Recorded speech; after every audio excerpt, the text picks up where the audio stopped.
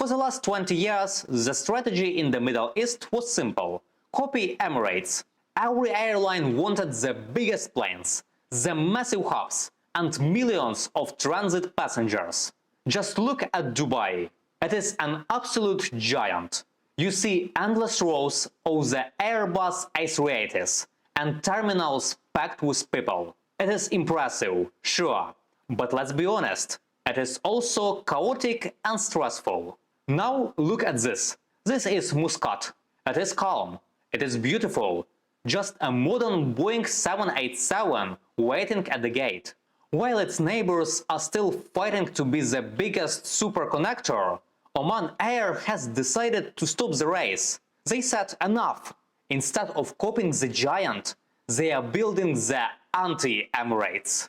Today we are going to look at why Oman Air is shrinking its fleet and why becoming smaller might be the smartest move in aviation in 2026. But first, hit the like and subscribe button. This simple action is vital for me. Thank you very much. The superconnector trap. To understand Oman Air's new plan, we first need to look at the giants next door. For a long time, the aviation world in the Middle East was defined by Emirates, Qatar Airways, and Etihad. Their model is legendary. Build a massive airport in the desert, buy hundreds of wide-body planes, and connect the entire world through one single hub. It works perfectly for Dubai and Doha, but for everyone else, it is a dangerous trap.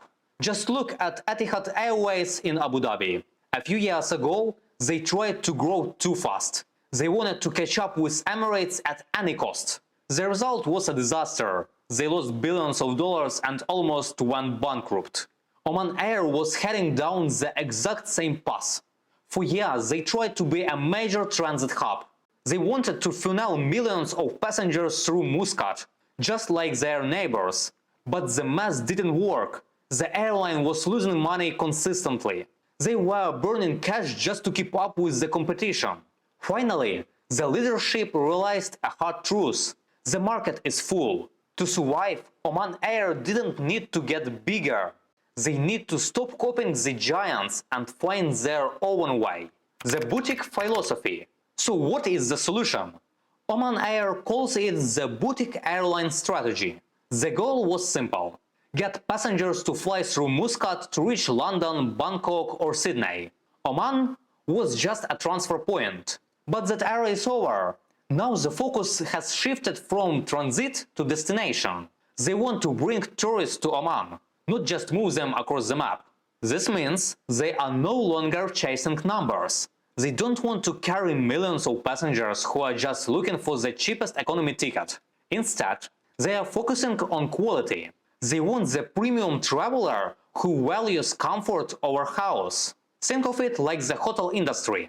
Emirates is like a massive 5-star mega resort with 3,000 rooms. It is impressive, but it is crowded and you are just one of thousands of guests. Oman Air wants to be the exclusive boutique hotel with only 50 rooms. It is quiet, personal and curated. They are proving that you don't need to be the biggest to be the best.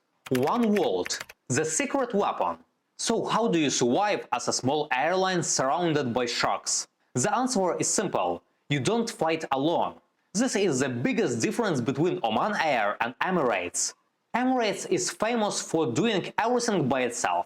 They don't join alliances, they rely only on their own fleet. But Oman Air knows it cannot win that way. In 2025, they made a game-changing move. They officially joined to the One World Alliance. This is their secret weapon. Suddenly, Oman Air doesn't need to buy hundreds of planes to reach the world. By joining the alliance, they instantly gained access to over 1,000 destinations. They can now sell you a ticket to almost anywhere on the planet, using their partners' networks. For years, Qatar was the fierce rival next door. But now, because they are both in one world, the former enemies are partners. Instead of fighting a price war for every single passenger, they can now cooperate. It is a brilliant strategy. Stop the expensive war and start sharing the profits. Optimization over scale. To make this new strategy work, Oman Air had to make some tough choices about their hardware. First, they decided to kill the Airbus A330 fleet. These planes served them well, but they are older and less efficient. In the new boutique era, every drop of fuel counts. Instead, they are betting everything on the Boeing 787 Dreamliner. This is the perfect tool for their mission. Unlike the massive A380, which needs 500 passengers just to break even, the Dreamliner is smaller and lighter. It allows Oman Air to fly long distances on thin routes. Routes that are profitable but simply does not have enough people to fill a giant double-decker plane. For shorter flights, especially to connect with India and neighboring countries, they rely on the 737 MAX. It is efficient and does the job perfectly. But the biggest change is inside the cabin. You won't find first class on their new planes. Oman Air realized that flying empty first-class suites is a waste of money. Instead, they introduced the Business Studio. This is a super business class. It offers the privacy and luxury of first class, but at a price point that makes sense. It is smart luxury, not wasteful luxury. The airport experience. If you have ever transferred through Dubai, you know the struggle. You land, you wait for a train between terminals, you walk for 20 minutes, and you stand in endless lines. It is loud, crowded, and stressful. Honestly, it often feels more like a giant shopping mall than an airport. Muscat offers the complete opposite. It is a definition of stress-free. The new terminal in Muscat is designed for speed and comfort. Everything is under one roof. You can walk from your arrival gate to your departure gate in just a few minutes. There are no trains to catch and no marathon walks to endure. The design reflects the country itself.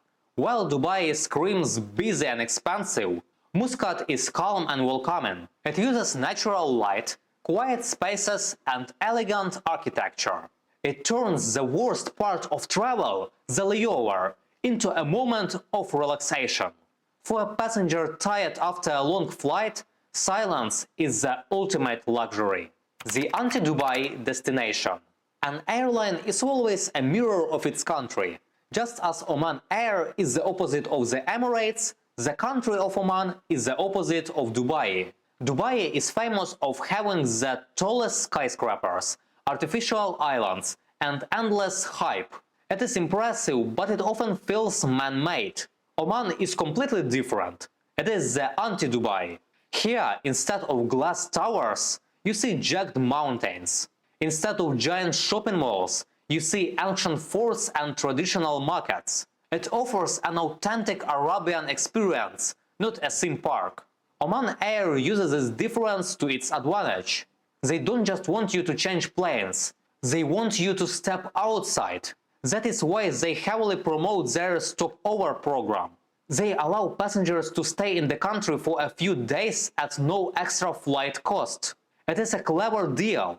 Why spend your layover sleeping in an airport chair when you could be exploring the mountains? So will this bold strategy actually work? It is definitely a risk. In the business world, we are usually taught that growth is good.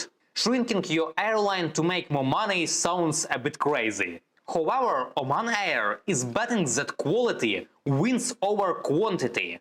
By flying fewer planes and focusing on higher-paying passengers, they hope to finally become profitable after years of losses. In a world where flying often feels like taking a crowded bus with wings, Oman Air is trying to bring back a sense of exclusivity. They realized they cannot beat Emirates at their own game, so they simply stopped playing it. They do not want to be the biggest airline on the planet. They just want to be the best airline for their niche.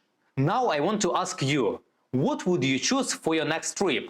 A quick, quiet transfer in Muscat or the shopping and bright lights of Dubai? Let me know in the comments below. If you learned something new today, hitting the subscribe button is the best way to support me. As a new channel, every subscriber truly counts and motivates me to create better stories. Click here to watch the next video. Thanks for watching and see you next time.